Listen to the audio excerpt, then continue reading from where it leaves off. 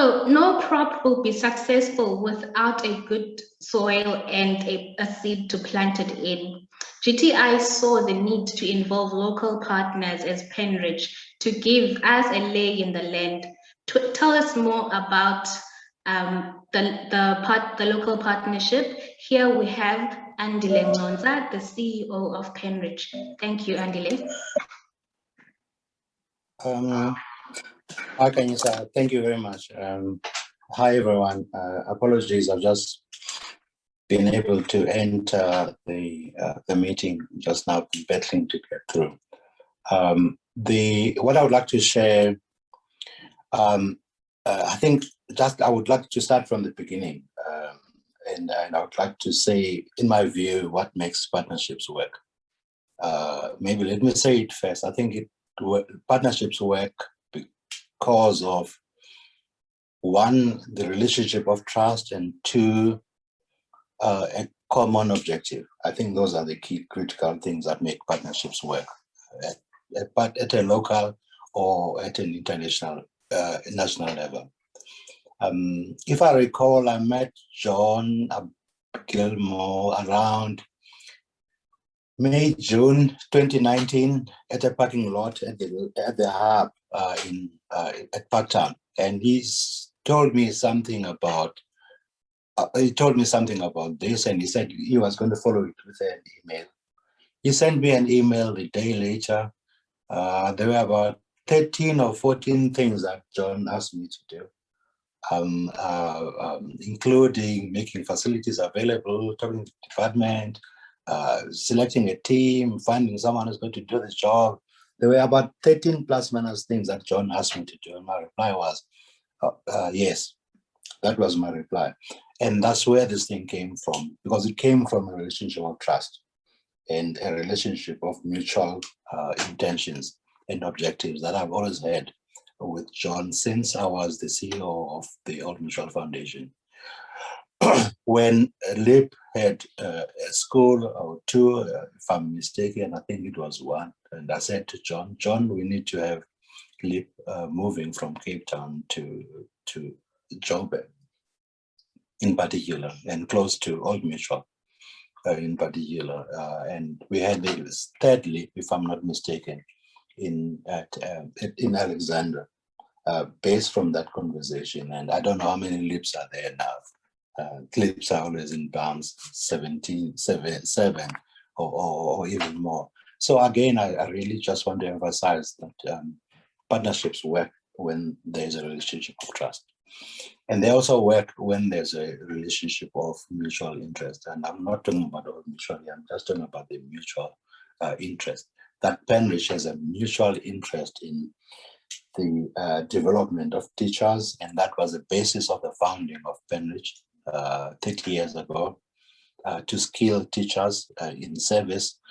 And then we have discovered that during the course of that time, we discovered that we actually don't have enough teachers in service to develop further. We need to actually create teachers from the onset. So that's pre-service, and it's a very important, critical component of the work that we must do in partnership. And those who know, we have a sister relationship with Tandulwazi from Saints. Penreach and Saints have that kind of a practical relationship. So we are really into this thing, and the local partnerships work.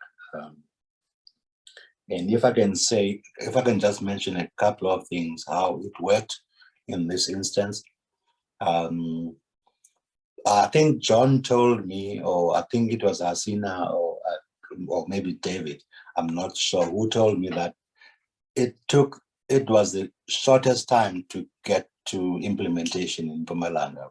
That's the reason for that, was because we have the on-ground relationships as a local partner with the director, Ehlanzeni, Ms. Brokwe, Lorraine, now that the project has expanded to Bohlabela. Lorraine Goba is my personal friend. All the directors, including the DG now, the new DG that we have in the province, Lucy, is a personal friend of mine, and the entire team of Penreach, and because we have a team of elders who are involved in a program that we call the Penreach Courageous Leadership Development Program. And most of them were former circuit managers, former principals. So they are very embedded in the system. And some of them are actually former school principals or teachers of some of the people that we need to deal with. Okay, so we are really well connected on the ground. And if anyone wants to do something in Mpumalanga about education at the basic education level system, or even before that in the ECD space, they would not be wise to do so without doing that with Penreach, in my view. And I'm saying that with the greatest of humility. And yeah, so that's what we've done in Mpumalanga, and we've done that successfully. I'm pleased with the progress that we are making, expanding to Bohlabela. Bohlabela was for the last so many years, Bohlabela was the worst performing district in Mpumalanga until 2020. It became number one. And we've been involved in a program there with the NCT for about 5 years, which we all believe has actually brought about the success that Bohlabela has achieved in the 2020 matric results. And I'm saying that with a great concern, as all of you in this call know, that measuring how we perform as a system on the basis of matric results is wrong. It's not something we should do. We should do it on the measurement of how children who are 10 years old can read and write, because that's the basis of everything. And so the focus of this program on some of those issues and building a cadre of teachers who are not just teachers, but who are change agents, who are infused with skills of resilience and being the change that we want to see in life. That's what we need. Chairperson, I'll end there, and if there's any further question anyone would like to ask, I'll oblige. Thank you.